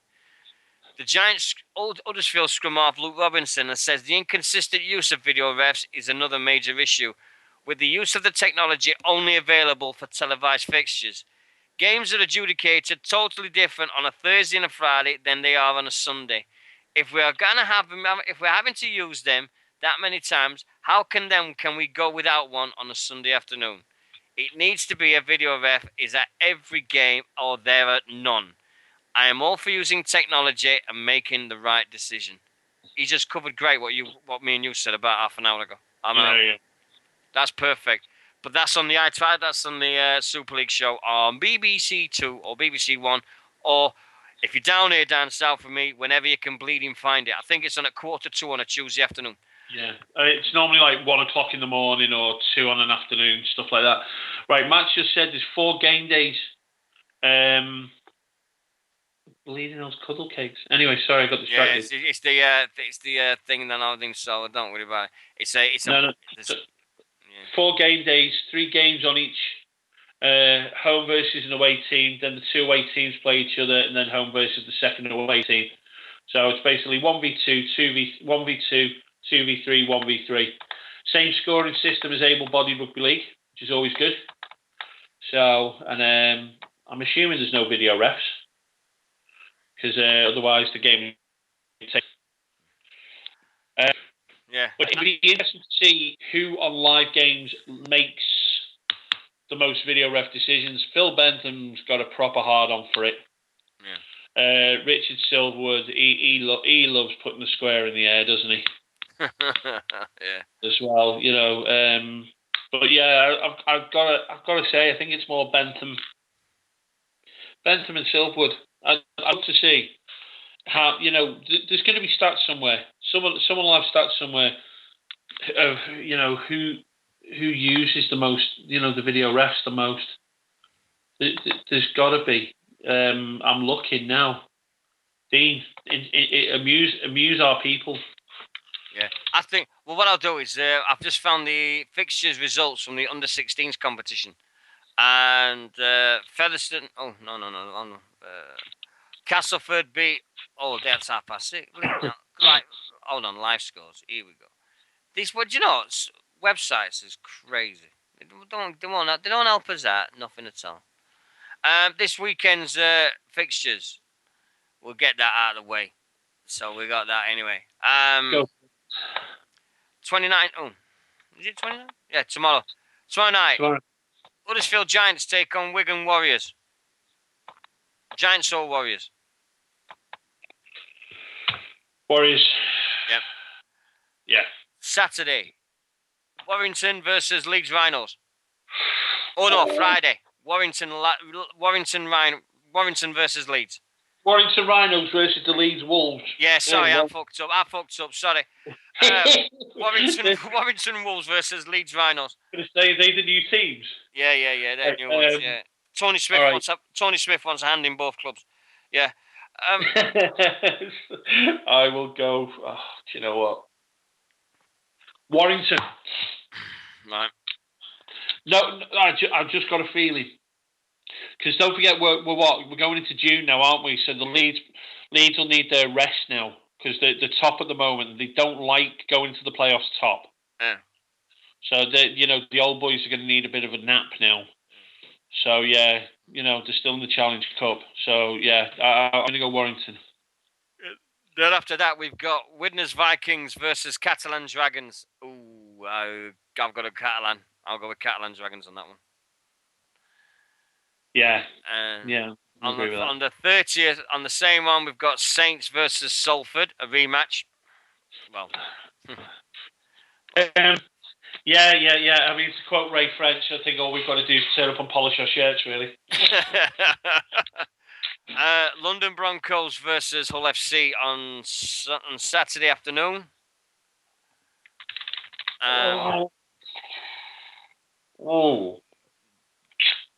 Think Broncos. I've got this awful feeling Broncos. I've got this silly. If they play like they did against Catalan, that they did at Magic Weekend, they'll be fine. The RGO win. I think it's going to be that one. I do believe it's going to be that one Sunday. I really believe on Saturday. Sorry. Then on Sunday in the Championship, we've got the Batley Bulldogs taking on Featherstone Rovers. Oh, I think Featherstone. Yeah, just. We forgot to talk about this. We have to do the fixtures. We've got to talk about this. Hemel Stags are taking on Gateshead Thunder, who have just been taken over by the Rugby Union Club Newcastle Falcons. Right, so we've got to talk about that in a sec. On the first, we've also got Southwell Scorpions versus the University of Gloucester. Swinton Lions taking on Doncaster. We've got Workington versus Lee. They're switching around this bleeding thing. Stop switching. The bleeding thing's switching around in front of my eyes. We've also got Swinton versus Doncaster. Oldham versus London Scholars. Whitehaven versus the Eagles. The way Eagles are playing, I don't know. Ooh. And this is a big game. Bradford Bulls versus Wakefield Wildcats. Jesus. At Bradford. You've got a picture of Bradford being at home. I think whoever loses has got to be a case of relegation has got a certainty. That has got to be the biggest game for Bradford Bulls ever. Yeah, without a shadow of a doubt. People of Bradford they've got to bloody rock up. They've got to rock up to Odsal. I've been very lucky when I was at the academy many a moon ago. And I've rocked up at some games at that stadium, and I've gone out there. And when you've had the old grandmas and the young kids trickling in at the start of an under-19 game, and by the end of that under-19 game, there's been 21,000 in there, and the place is rocking. You know what? And I've had experiences of punking kicks over at Odsal into that popular stand and being roared like I've just won the Challenge Cup or won the grand final. Odsal. Bradford need to do whatever it is they've got to do on Sunday. Go back old school. Go kids for a quid. Let people in for a fiver. Let people in for a tenner. Do you know what? Even turn around and go pay what you can afford. That ground has got to be rammed on Sunday. And I mean, absolutely chocker. You know, like every single bit, arse every 18 inches. You know, people standing on those terraces like the old days. When the Bulls come out of that dressing room, they need to know that they've got the whole town of Bradford behind them. Because, do you know what? If they lose that and then it goes wrong in midweek, you know, we could be looking. I mean, yeah, we've talked about this already. But we could effectively see the death of Bradford Bulls on Sunday. They've got to win it. They've got to win. And this is the big. There's no option. There is no option. Match just put there. It's bigger than any grand final. It's the biggest game in Bradford Bulls history. Yeah. And really, Bradford Northern's history, Bradford Bulls history. It's the biggest game in the club's history, without a doubt. Yeah, and then without a shadow of a doubt. Without a shadow. And finish off, we've got Castleford versus Kingston Rovers. Cass. Southwell Scorpions versus. I've done that one. Yep, I think that's it. We've done them all. Keighley versus Halifax. I found out why their coach has got banned for 2 months. He's been stadium banned. Abuse of the officials. This is the same guy that got banned, that got sacked at York. Yeah. Embarrassing New York at the presentation night for the sponsors. So I don't think this bloke is very good made out to be a coach of rugby league at the moment, because if he's embarrassing his club, then I'm sorry, but I think you need to find another career, Sunshine. And yeah, I do. I think he needs to grow up. Let's go back then quickly as we start heading towards the end of the show. Getting that towards the end. Let's go back to this situation with Bradford, mate. This is it. This is the biggest game of their lives. This is it now. Yeah, without a shadow of a doubt. It's it hurts a bit, as an academy player there. I went to Bradford Uni deliberately, to get in, and I got in, and it was a big part of my life for 2.5, 3 years. And, I enjoyed my time there. It wasn't meant to be for injury reasons. But it's heartbreaking. A club like Bradford should not be in this position. But unfortunately, it was an inevitability with the way Super League is run and managed. When you keep chopping and changing the rules and the system, clubs go beyond their means, go beyond their ways, try and find new ways that don't work to thrive and survive. And how many teams in the Super League actually fill their salary cap that would go all the way to the last pound, do you think? Honestly, yeah. I think if you look at the books, all 14 will show There's no way Wakefield do. There's no way Wakefield go to their full potential. No. Yeah, but don't forget, it's only 50% of your income. Yeah. There's no way. So There's no way Wakefield can do their salary cap. No. I won't lie to you, Saints included. I think all 14 breach it. Yeah. But hide it. If Eamon McManus wants to come and sue me, that would be the most awesome interview I'll ever have. Because I'll record the whole fucking thing. But I think all 14 clubs breach it. It's unsustainable. In modern sport, when you've got football teams who spend 80% of their income on wages, it is unsustainable. It's a sad times. I think there's always going to be a soft spot for me for Odsal. I remember. I love the place. The slope in the corner. Yeah, Bradford Northern. Yeah, the old slope in the corner at the old Odsal rubbish tip. Yeah. What a cracking idea for landfill. Yeah. build a speedway and rugby stadium on it. If anybody does, I think it's the only reason. I think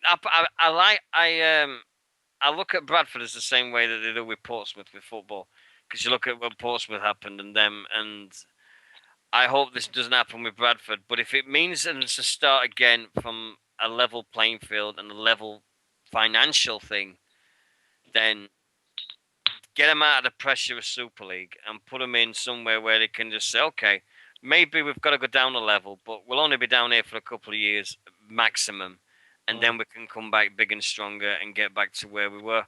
I hope so. But multiple Grand Final Super League champions, multiple Challenge Cup winners should not be in this position. And I know there'll be Widnes fans who turn around and go, well, what about us? What about Widnes? But we said all this about Widnes when they got into that position. Yeah. Widnes shouldn't be in this position. Widnes shouldn't be the team that gets expelled, or Widnes shouldn't be the ones. I always maintain Widnes should never ever when they went from winter to summer, Widnes should never have been on the outside looking in. I'll tell you a story about Sheffield Eagles almost going under. Sheffield Eagles in their first season didn't have enough money to go for the season. They didn't. Their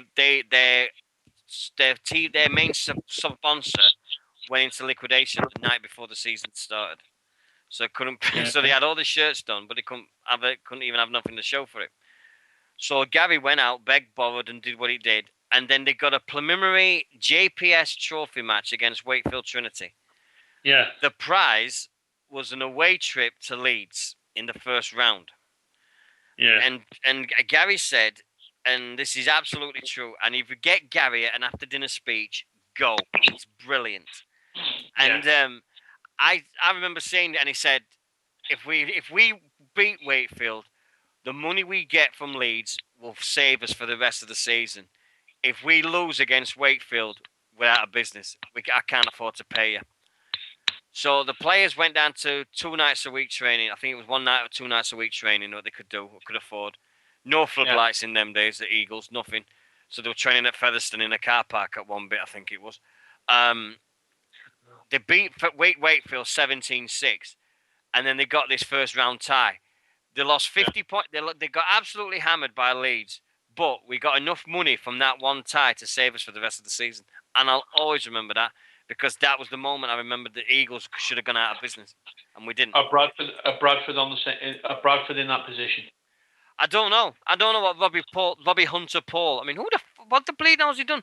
But I think it's the wrong guy in the wrong job. As much as I love Robbie Hunter Paul for what he's done, he's not a chief executive.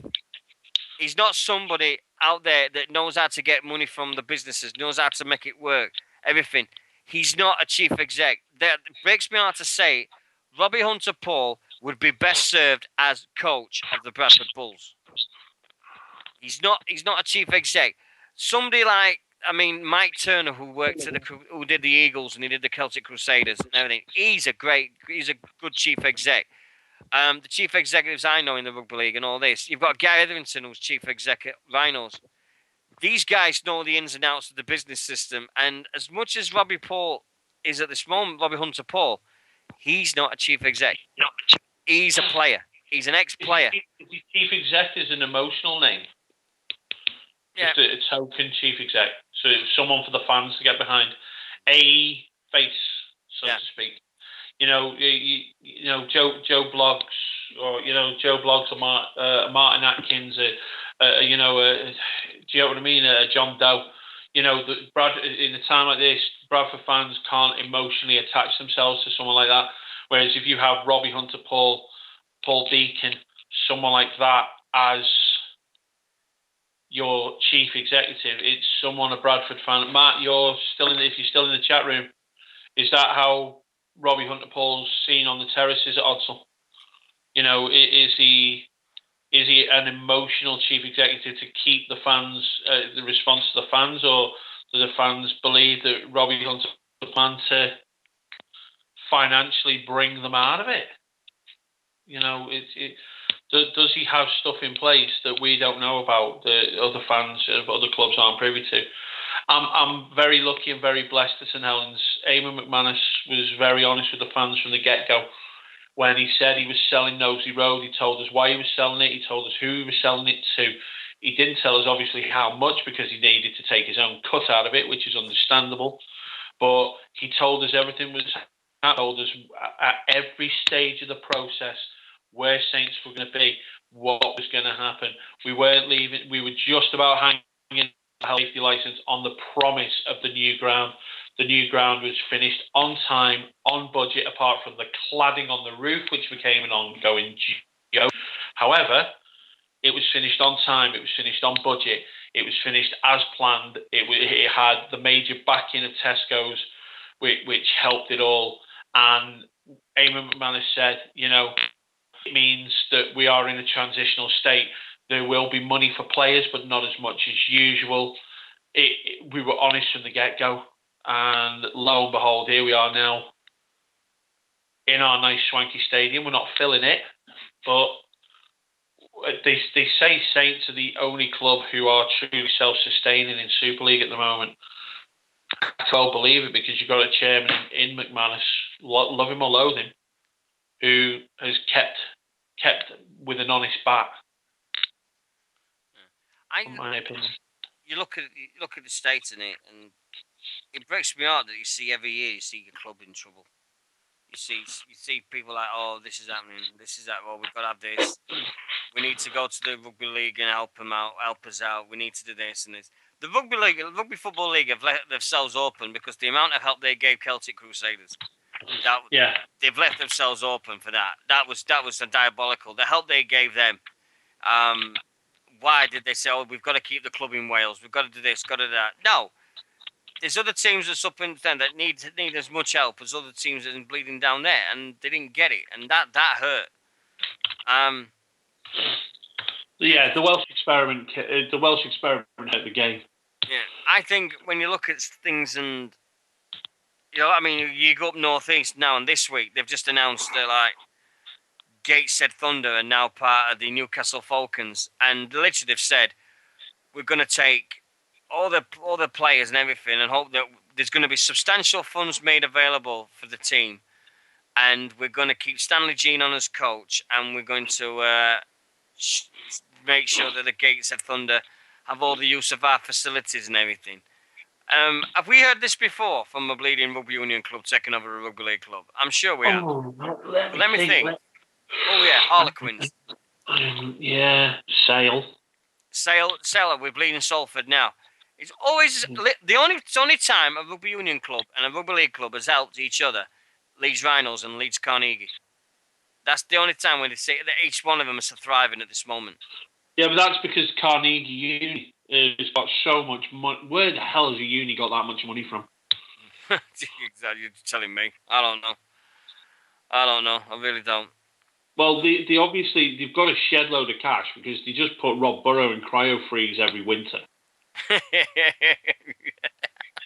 Don't they? I mean, Rob Burrow's 73 now? 74. Kevin Sinfield. I haven't mentioned him tonight. Lord Sir Kevin Sinfield. 92 minutes in that minute. 92 minutes before his lordship, the greatest rugby league player who ever donned a pair of boots, according to Rugby League World magazine. I found a very old Rugby League World of the day from 2009. got Bennett. Was he player of the decade then as well? I don't think he was, no, but I know there's a You just mentioned Stanley Jean. How old is he now? He's about 23, isn't he? Stanley Jean, yeah, he must be about 23. 23, yeah. 24? Yeah. But I know he's not playing for Gateshead. I know he's a coach, but he's a legend. Stanley Jean's one of these legends. You just look at the game and... I mean, has a face like it's been squashed against the window. Doesn't it? He does. He looks like he should hang on the bonnet of cars and press his face against the windscreen. He should be a copper who just turns around and goes, "Police, pull over, you're under arrest," with his face permanently squashed against the windscreen. I think if you want to scare kids, just show them the Papua New Guinea team. Just show them the team. Just show them that and just go. Right. The last point I want to make tonight is I'm going to go with another no shit Sherlock storyline, and it comes from our big bastard at Langtree, Mossy Masoe. Oh, I saw this. Go on. Mossy Masoe, whose reputation has been built on Andrew Voss's commentary during the World Cup. Do you know what? I love Big Mossy, but with each passing game, Andrew Voss's commentary during the World Cup has made this guy a better player than what he is. I love him. I do love the big bastard, but he may have underestimated the strength of Super League. Now, is that the statement of an arrogant NRL player or what? that is the NRL. What the NRL think of Super League in a sentence. We know Super League's a poor relation. We know it is. We've always known it is. But it's not the national game here. It's a national game in Australia. But when he turned around and said that, I underestimate how tough the competition was going to be. So my mindset wasn't in the first couple of games. There you go. All I had to do was hit-ups and tackles. Yeah, you're damn right. I'm not going to cut a promo on Mossy Masoe because I'd whoop his ass anyway. But yeah, you now know what type of club you're in. You're wearing the red V, mate. Yeah. You pull your finger out your big Samoan ass now and just crack on. There's a good boy.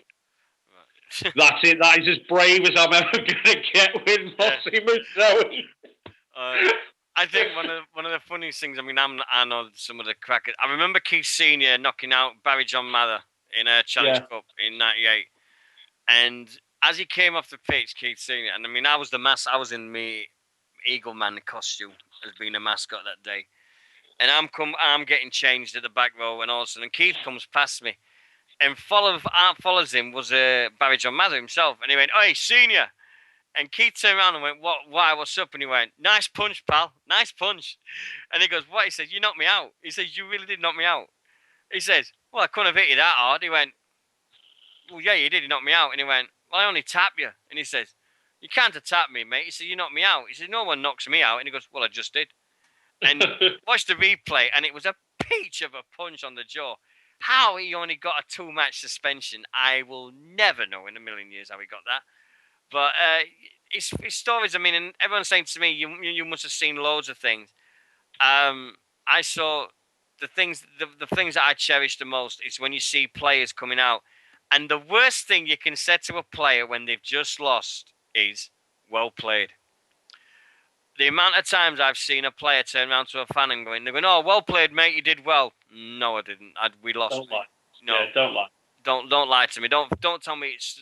Don't piss up my leg and tell me it's raining. There used to be a player for Eagles called Mark Gamson, who was the hardest fullback ever. He used to smoke 40 fags a day, drink beer, and he was hard as nails. And he was the fullback. And we played Castleford, and it was the week after we beat Widnes 31-6, and they just won the World Club Challenge. They came to Eagles and thinking, "Oh, we're going to kill them," and we annihilated Widnes. The week later, we went to Castleford, and we lost 24-22. And this lad went straight up to Gamma, and he tapped him on his shoulder, and he goes, "Oh, well played, Gamma, you did amazing." And Gamma, fagging mouth, this is just after kick had finished, by the way, he got showered and changed, Sheffield Eagles blazer on, fagging mouth, and he turned around to him and he went, "Which fucking match did you watch?" He says, "I had the worst game of my fucking life, you dick." And I just looked at the supporter and went, "Wrong thing to say." And he went, "Well, I'm being honest." I went, "No, you're sucking up to him, aren't you?" And he goes, well, are you going to go to Mark Gamson and tell him he's had a shit game? I went, no. He says, no, he says, at least you'd have been honest. And Mark Gamson looked at me and he says, Dino, you know me, don't you? And I says, yeah. He says, what would you say to my game today? I says, well, you weren't the best you've ever played, but it weren't the worst I've ever seen you. And he went, yeah, I can put up with that. I says, you see, that's how you talk to a player. And the supporter just turned around and went, what have you got that I haven't got? I went, respect for that guy. I says, because I know I've trained with the fucking guy. I said, I know exactly what he does. And he went, all right. He says, I still think he had a great game. I went, and Gamma just looked at him and went, he said, sorry, but then you don't watch rugby league. You must be a twat. And I'm like, cheers, Gamma. You just lost Eagles to supporter. Thank you. Brilliant. You know what? Mark Gamson's brilliant. It was super. That might be a hell of a way to end tonight. Yeah. Don't be nice to a player when they've lost. Don't ever. But congratulations once again to. We might get 1 week where all our teams win. We might get 1 week with Saints, the Eagles, Roosters, the Burton Wood guys, and all the other things, and everybody in the Super League that we win. We might get it, but we're not holding us breath. We'll keep plugging away. Yeah, if you're going to follow us, we're on. If you want to follow us and you're on fans on YouTube, youtube.com/BWR online. That's where to find all the shows. We're on Twitter at 40, the number 40, and the word 20 rugby, 4020 rugby. We're also on Facebook at facebook.com/number 40, the word 20 rugby. That's us. It's been a pleasure again, as always. Thanks to my best co-host in the world. And we're getting there now. We're finding his groove. Third show in, and I'm really, really enjoying this now. No, it's been an honour as always. It's great. If you get the chance to see State of Origin 1, please do. The build-up to the game. 3 weeks. I think it's on at 1 o'clock in the morning. Tomorrow morning. Yeah. I think so. Or it might be on at 10 o'clock because they've got the live internet, live ice hockey. 3 weeks to Origin 2.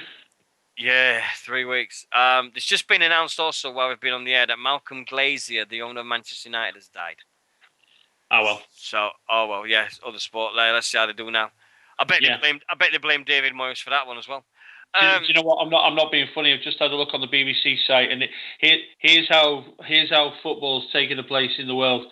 Right, you've got the playwright, the poet, the author, and probably one of the most inspirational women in history, Maya Angelou, who's passed away today, and that has had not just less airtime, but it is further down the BBC's main site than Malcolm Glazer, a sporting club owner. What does that tell you about football? Yeah, exactly. These days? But I'll tell you what, as long as there's still two lots of 13 who stand either side of each other of a pitch on a Saturday, Sunday, Monday night, Thursday night, Friday night, whenever Sky wants to show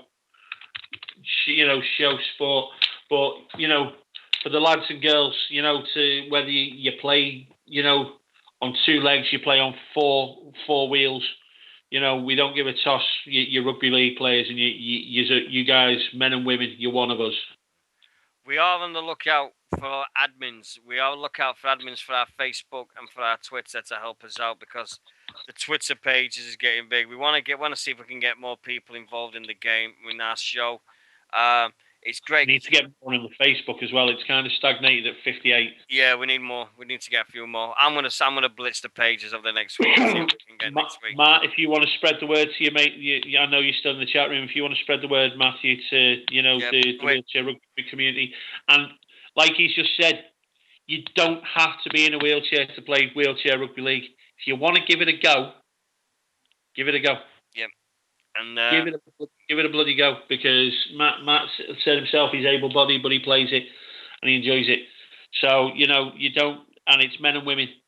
Do you get what I mean? So there you go. I might take my wife for a game of wheelchair rugby league, and we'll go on opposite teams. Yeah. No, she kicked my ass. Yeah, she kicked my ass. We've also got a reply from a couple of people that says I've just got to organise some interviews so they can come live on our show, and they're going to come on and do it. Fantastic. One, I'll just say we've got a current rugby league coach of Super League that he's wanting to come on. Yeah. And a current conditioner of a rugby league club. Well, that's easy enough, because my mate said, yeah, he'll do that. Got also a current coach of a championship club in the pipeline. Well, is that in the South Yorkshire region? Is it by any chance? Yeah, it could be. Well, let's put it this way: when you spend, I spent from 1988 to 1994 in the company of these guys, and then I spent most of my 20s spent at Don Valley Stadium with these guys. Do you think? And I still got a frigging interview before you. Yeah, I know you did, but I mean, I've got to ask him. He's busy, bleeding out. They're busy lads. But So it's my interview. I'm going to finish with this. I've got an awesome story about how tight-fisted Darryl Powell is. This is hilarious. We went to a pub one night, right, and he said, "Hold on, I'm just going to tie my shoelaces. You guys go in and get beers. I'll come in a sec." We said, "Yeah, all right, no worries." We went in the pub. I bought the rounding and everything. And I bought the rounds and every beers and everything. Mark Aston went to the toilet. I came back. I looked at Powell's feet. He was wearing fucking slip-ons. He just didn't want to buy the first round in the tight-ass twat. He wearing slip-on bleeding shoes. If there was any way of Darryl Powell will be the best chief executive in the world. If there's any money to save, he'll save it. He's brilliant. Daz, I love you. I love you. His nickname is Plastic because his nails has been broken that many times. When he flicks it, it bounces like a piece of plastic. It's hilarious. All the things like that. But he's a great lad. I love him with my heart and my soul. And Darryl Powell was Mr. Sheffield Eagles. Mark Aston is Sheffield Eagles, Mr. Sheffield Eagles now. And I've got a message. This is my little beef now. I'll get where's Ant? I'll get Ant in here before I do this beef. Hold on a minute. Right. Let's get him back in here.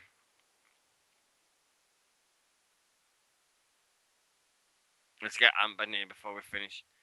Because I've got a beef to go finish with, and I've just remembered it. And you there, mate? No, he's not.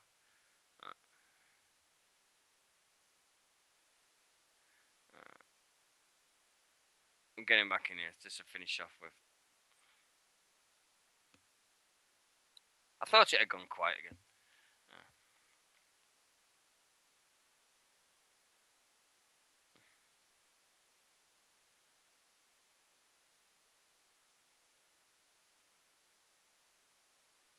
No, but anyway, there's just one thing.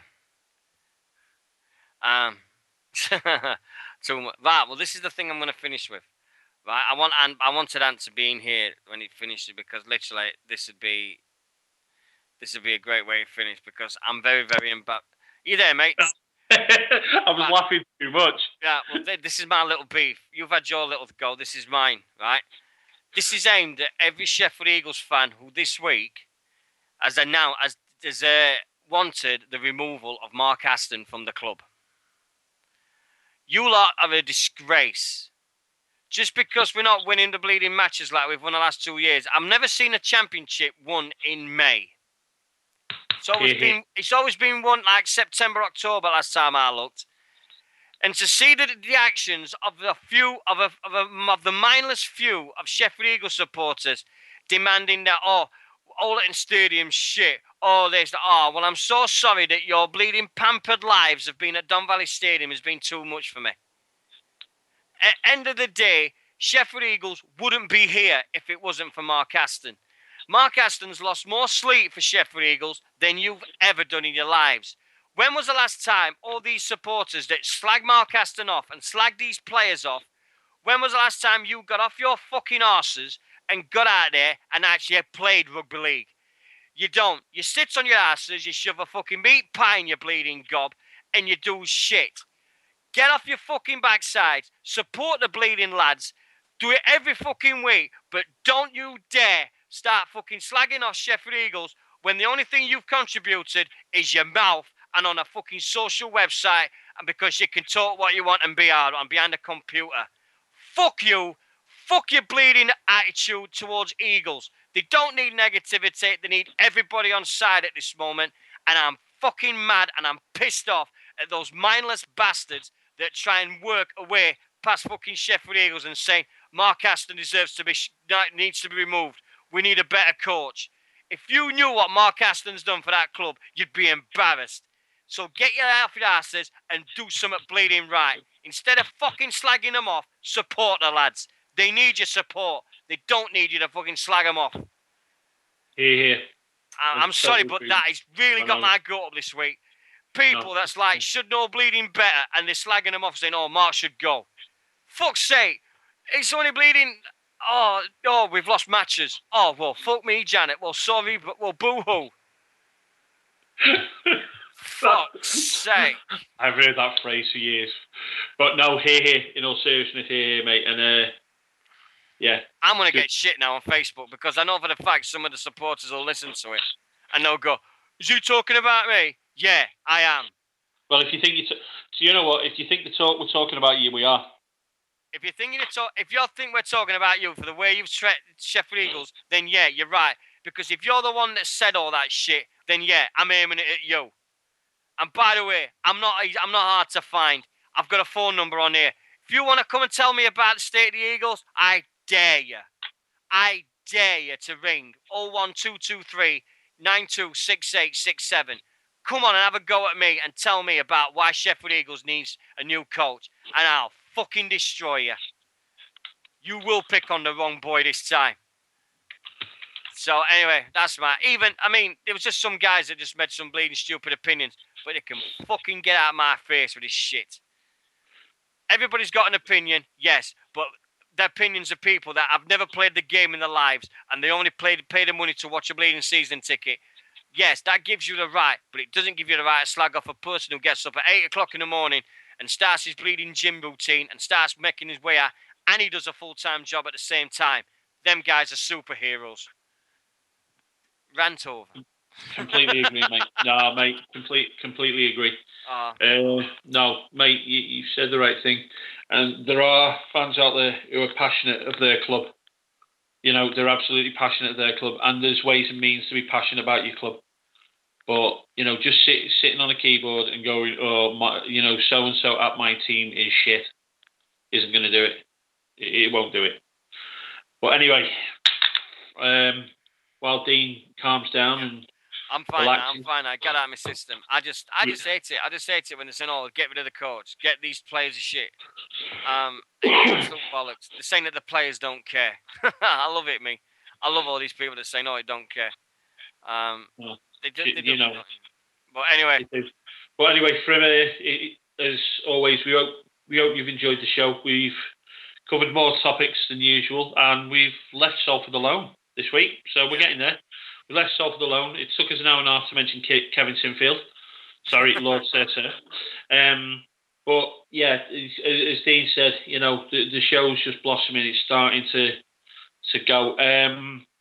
As Dean said about, you know, interviews, what we're also looking for as well, if you know anyone who wants to sponsor the show, who wants, you know, if you've got a rugby league clothing shop, if you sell rugby league merchandise on eBay, if you are a club that wants to sponsor the show, I've got a friend who's starting to make a little line of workout clothing. I'm in very, very early discussions with him about possibly becoming a sponsor to advertise the clothing range he's designing for the gym to rugby league clubs, to give him an outlet. I don't ever speak for Dean, but for me personally, if I've got friends who are going into their own business, if I can help out any way I can, I will do. Yeah. So if you know someone who wants to advertise on the, be a sponsor. I'll make a page up. I'll make a page up on bwr.com. I'll make a page up for the 4020, and we'll get the advertisements up and everything. And you'll be on the homepage of BWR Radio as well, because I'll put that up next to the 4020 page as well. Fantastic. So, well, yeah, I mean, as always, thanks for listening. Matt, you know, he's offered to become an admin and be the advocate for Wheelchair Rugby League. I think that's fantastic, and that's a fantastic. I think that's a great idea. I'll get that done with right now. I've got some jobs to do anyway, so. But anyway, mate, as always, it's been a pleasure. You, mate, have a great weekend watching it. I'm gonna be one of these people that's gonna be overindulging because I've now got NRL and I don't know which one to watch now. Beautiful. All right. All right. Take care, guys. Thanks very much to Ant, and we'll see you next Tuesday. at 8 Welcome p.m. to. Thank you. All right, take care, guys. Bye bye.